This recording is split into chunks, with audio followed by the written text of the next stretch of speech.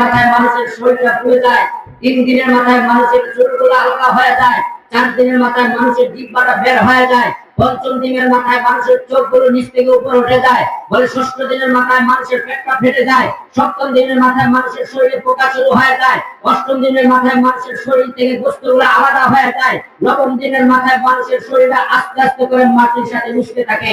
এই দুস্থ বুজুর্গ, তোমার শরীরের এত মর্যাদা, দামি দামি সাবান, দামি দামি শ্যাম্পু ব্যবহার করো শরীরকে সুন্দর সুন্দর করার জন্য, চুলকে সুন্দর রাখার জন্য, শরীরকে মসৃণ করার জন্য তুমি দামি দামি পারফিউম ব্যবহার করো, আতর ব্যবহার করো, তোমার শরীরকে সুন্দর করার জন্য, শরীর থেকে সুঘ্রাণ ব্যবহার করার জন্য।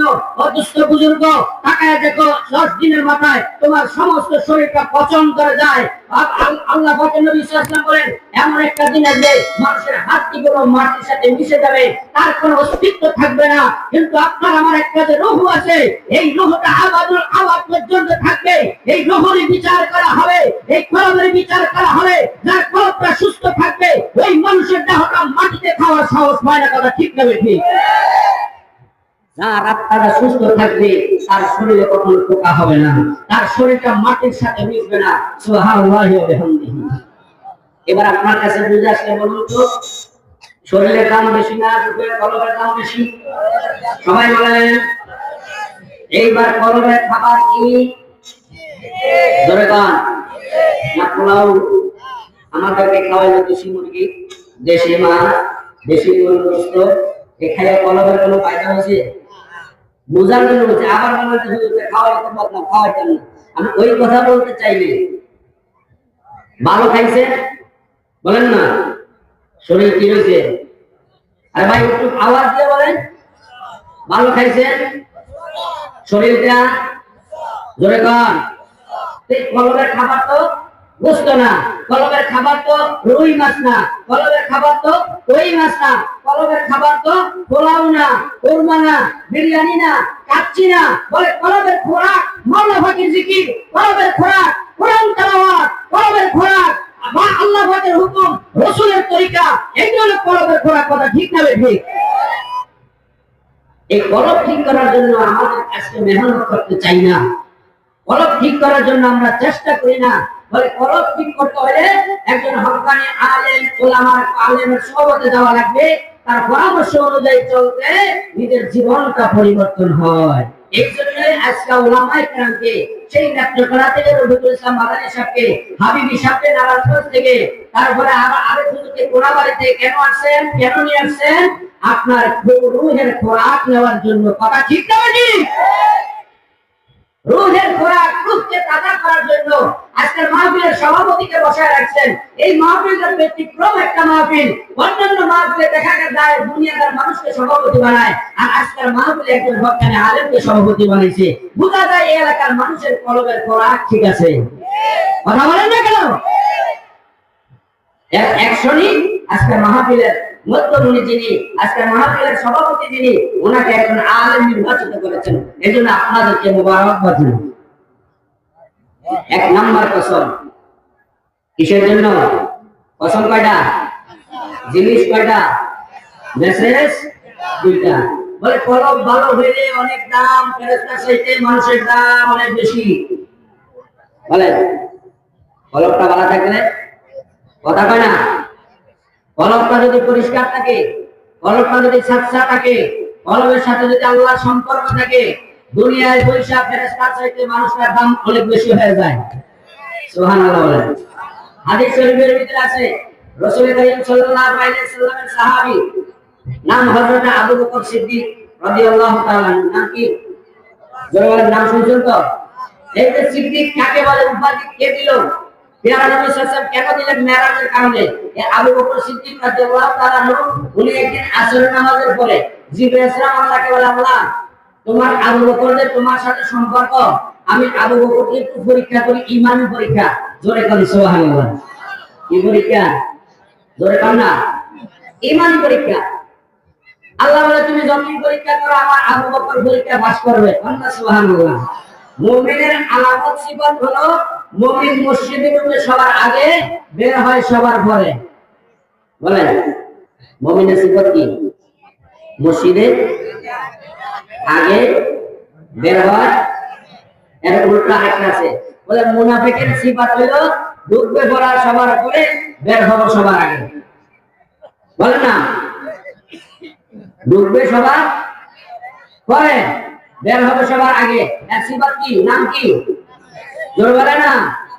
আর মুমিন কাকে বলে? সবার আগে ঢুকবে, সবার পরে বের হবে। আবু বকর সিদ্দিক রাদিয়াল্লাহু আনহু হলো সবার আগে ঢুকবে, সবার পরে। বলেন না ভাই, একটু আওয়াজ না দিলে কথা বলতে পারবো। ঢুকবে সবার আগে, বের হবে সবার পরে। জিবরাইল আলাইহিস সালাম একটা হাতি মসজিদে নববীর সামনে বসা। সুবহানাল্লাহ বলেন না। আবু বকর সিদ্দিক আসরের নামাজের পরে বের হচ্ছেন। এবার জিবরাইল আলাইহিস সালাম মানুষের উত্তরে আইসা সালাম দিয়ে বলে, আবু বকর, আপনার কাছে একটা প্রশ্ন আমি করতে চাই।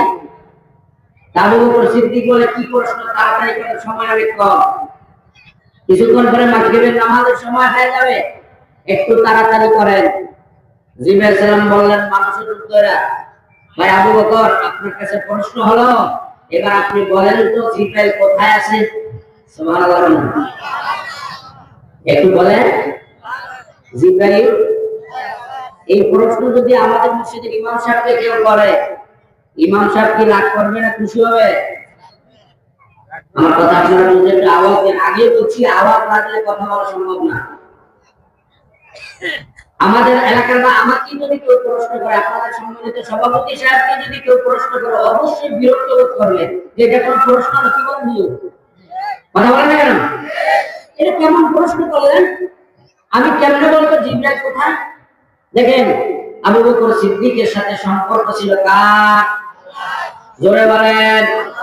রাসূলের সুহবতে যায়া, রাসূলের সুহবতে থাকিয়া কলবটা এমন পরিষ্কার বানাইছে, যেখানে ফেরেশতা পারে না সেখানে মানুষের সম্ভব। সুবহানাল্লাহ না। যেখানে ফেরেশতা ছিলেন না সেখানে মানুষের পক্ষে সম্ভব। সুবহানাল্লাহ না। বলে কেমনে ফেরেশতা ছিলেন না? আল্লাহ পাকের নবী সাল্লাল্লাহু আলাইহি ওয়াসাল্লাম একদিন সাহাবায়ে কেরামকে বলেন, ও সাহাবারা শুনো, জিবরাইল সাল্লাল্লাহু একদিন আল্লাহকে বলে, আল্লাহ তুমি যে জান্নাতটা বানাইছো, এই জান্নাতটা একটু আমি দুইটা দেখবার চাই। সুবহানাল্লাহ। কে বলছে? আর কথা না। জিবরাইল সালাম বলছে, আল্লাহ তুমি যে জান্নাতটা বানাইছো, আমি এই জান্নাতটা একটু দুইটা দেখবার চাই। আল্লাহ বলে, তোমার পক্ষে সম্ভব না, পারবা না। জিবরাইল সালাম বলে, আল্লাহ একটু অনুমতি দেন, আমার পক্ষে সম্ভব। সুবহানাল্লাহ। সম্ভব তো হওয়ার কথাই। 600 ডানা আছে, কয়শো ডানা? 600 ডানা। সুবহানাল্লাহ। আল্লাহ পাকের নবী যখন তায়েফে দাওয়াত দিতে গেছে, তায়েফবাসী যখন আল্লাহর নবীকে কষ্ট দিয়েছে, শরীর থেকে রক্ত রঞ্জিত করছে, জিবরাইল সালাম বলছে, ইয়া রাসূলুল্লাহ, আল্লাহ আমাকে পাঠাইছে, শুধু একটু বলেন আমার 600 ডানার ভিতরে একটা ডানা মেইলা পায়ের পরে উঠলেন।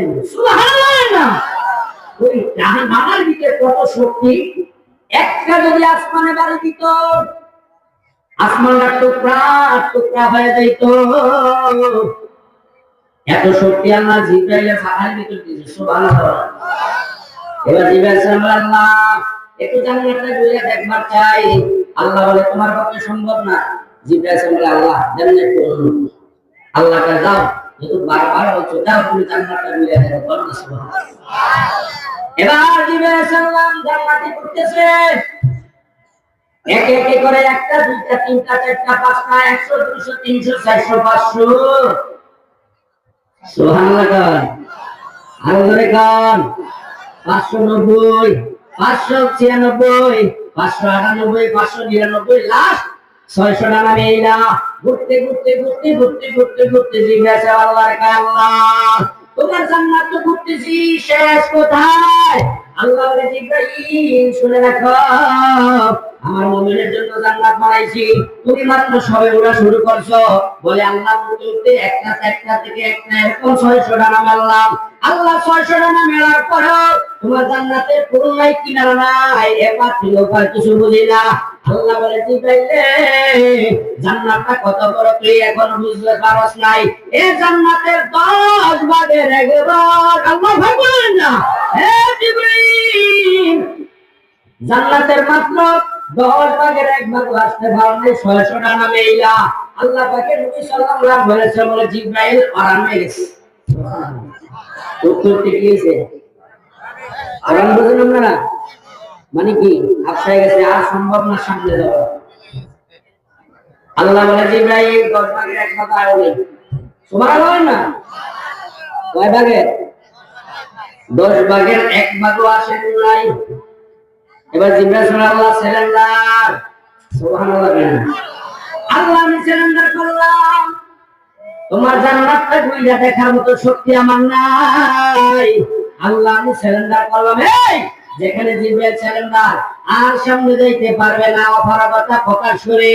আর জিব্রাইল সাল্লাল্লাহু আলাইহি বলে আবু বকর একটু বলো না জিব্রাইল কই আছে আবু বকর ভাই কঠিন প্রশ্ন করছো সুবহানাল্লাহ কি প্রশ্ন কঠিন প্রশ্ন তবে একটু সময় দাও কি দাও জোরে পায় না একটু আওয়াজে বলেন না বলে সময় বেশি নিব না একটু সময় দাও মুরাকাবা চলে গেছেন জোরে কোন সুবহানাল্লাহ বলে মুরাকাবা বলতে কেমনে জিজ্ঞাসা না করলে মুরাকাবা কেমনে বুঝবেন এই আসমান জমিন দিয়ে আল্লাহর কুদরত নিয়ে খেয়াল করা চোখ বন্ধ করে কি করা মৌতের মুরাকাবা করা মৌতকে নিয়ে গবেষণা করা আজরাইলের চেহারা এরকম হবে আজরাইলের পাও এরকম হবে আজরাইলের চক্ষু এরকম হবে এটা বলে মৌতের মুরাকাবা কথা বলে না কেন বলে এইটা কেমনে করবেন হক্কানি আল্লাহর নবীর কাছে গেলে জিকির আজকার মুরাকাবা মুশাহাদার সবক দিবে পারবে না আর ধরে পাওয়ার সবচেয়ে বড় পীর আমার নবী কথা ঠিক না আমার নবীর সাহাবী সর্বত ছিল নবীর আবু বকর সিদ্দিকের কলবটা বড় পরিষ্কার সুবহানাল্লাহ এই জন্য তো জিকির করে আল্লাহর নবীর কাছে গেলে জিকির দেয় জিকিরের সবক দেয় কথা কয় না কিসের সবক দেয় আর বড় নবীর কাছে গেলে হাদিয়ার সবক দেয় একটা গরু আমরা